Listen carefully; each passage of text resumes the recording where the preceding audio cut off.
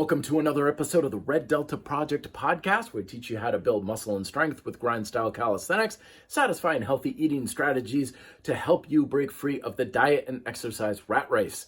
My name is Matt Schifferly, founder of the Red Delta Project and author of the books Fitness Independence and Smart Bodyweight Training. So this week we're continuing our trip down the grind-style calisthenics rabbit hole of what exactly is it and how do we apply it. Last week we talked about the mindset behind it. This week we're talking about the 5 points of practical application. How does it physically work and what do you do for it to bring your training up to the next level? Well, first and foremost, recognizing that GSC is all about helping you work your muscles more effectively.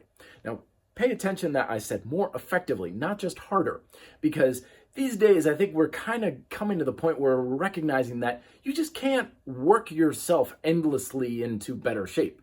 The old adage of I'm just going to whip myself into shape doesn't work anymore because hard work is very hard to scale. After all, what is it? It's the expenditure of your time and your energy and your effort and all these other resources that you have in a finite amount. And it's usually fairly limited because there's this thing called life that uses up these resources outside of your workout. So you can't just endlessly work yourself into the ground and hope to get in shape. Instead, you want to approach your training in a more proficient and effective way. It's kind of like the difference between me sitting down to the keyboard of a piano and just smashing on the keys as hard as I possibly can and thinking, wow, this is really hard, I'm getting tired, and I'm making a lot of noise, so this has eventually got to turn into music. No, of course not. I've got to be the skillful, trained pianist in order to make that hard work actually produce music.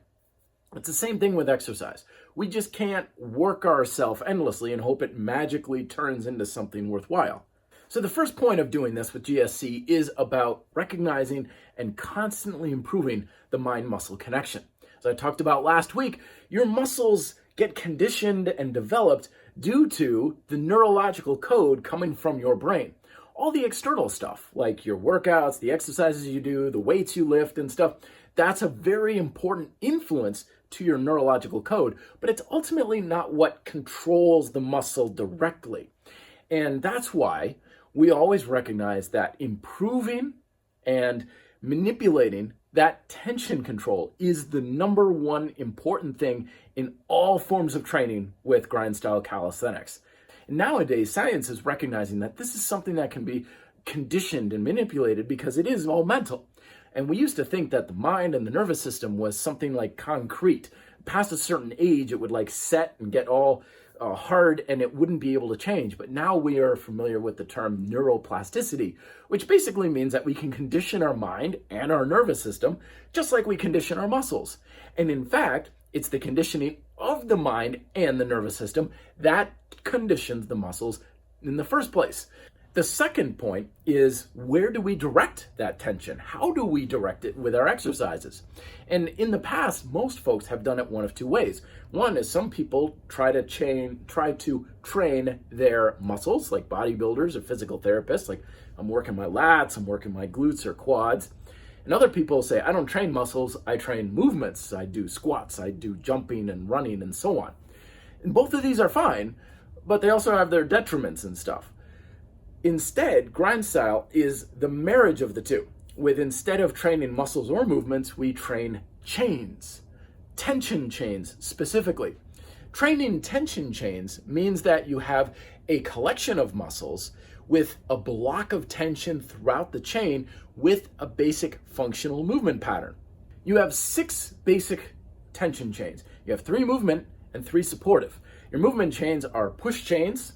So a push chain is any exercise that involves your hands coming away from your torso.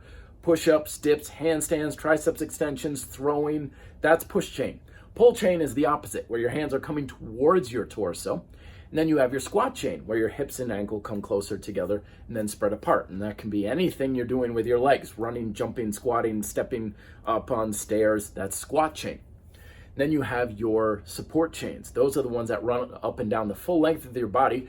They can be responsible for movement, but they're usually responsible more for stability of the body while their movement chains do their thing. You've got your anterior or your flexion chain, which either moves your body forward or resists it moving backwards.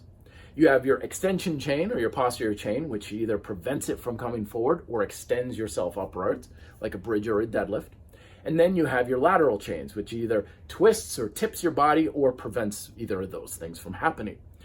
So we're trying to improve our tension control along our tension chains with all of our exercises. Not so much that it's focused in any one area, but sometimes it may be, but to run the tension throughout the entire chain in a very balanced use for the basic functional pattern that we're doing with basic exercises that keeps the tension consistently running through that chain from the top to the bottom of every single rep. So we got our tension chains, but the question then is like, well, what kind of exercises can you do?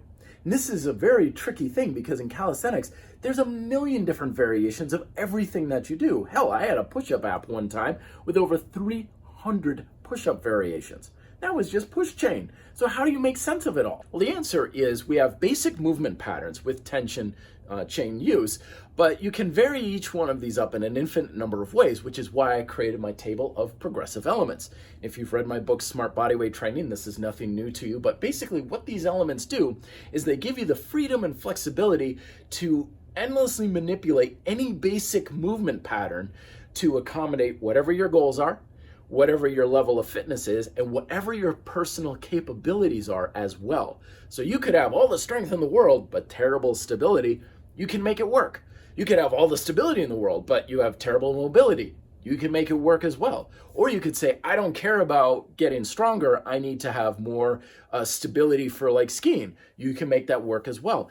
This is infinite exercise adjustment for whatever you need. And of course, it's way too much to get into in this single podcast. I'll put a link at the end of this podcast here if you're watching this on YouTube.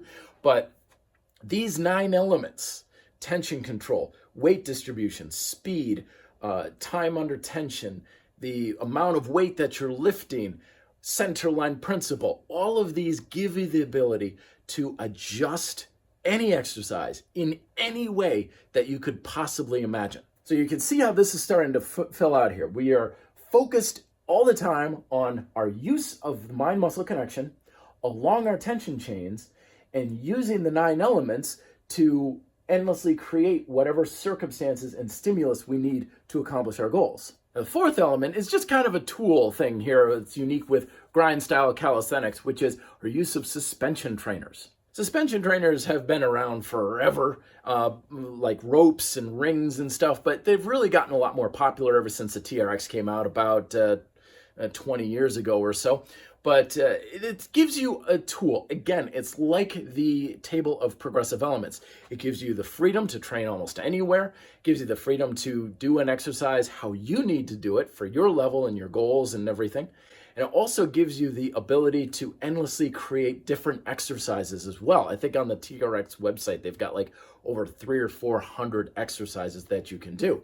You can focus on any muscle group that you have, cure muscle imbalances. I could go on, but it's a classic example of you get a lot of variation, you get a lot of freedom in something that's very simple and you can take and train almost anywhere. And then finally, the 5th element of grind style calisthenics is use of satisfying healthy eating strategies.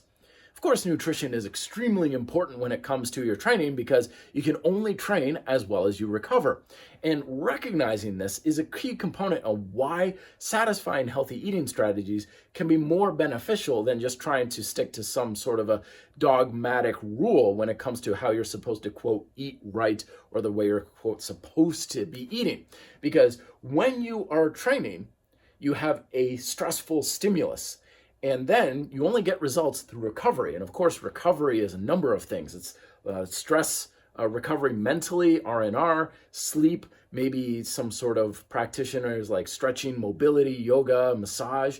But of course, nutrition falls into that recovery category as well. This is why I really do believe that it doesn't make sense to have a stressful approach to eating, because anything that causes stress to mind or body from dietary perspective can compromise your recovery from your workouts. The healthy eating approach here at RDP is all about satisfying your 4 primal appetites. Your need to satisfy your hunger, you need to satisfy nutritional requirements, getting plenty of vitamins and minerals and macronutrients.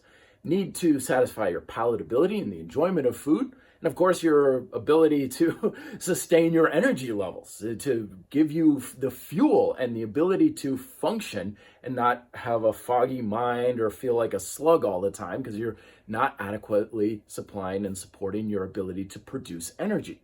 And once again, this is a very big topic. I can't go over it, of course, in one single podcast episode, but there's other videos that I'll link at the end of this, and you can find more of that also in my book, Fitness Independence, on those 4 primal appetites. But at the end, this is the grind style approach, is improving our use of tension control along our tension chains with the 9 elements of progression to customize the exercise and training however we need for our levels, fitness, and goals.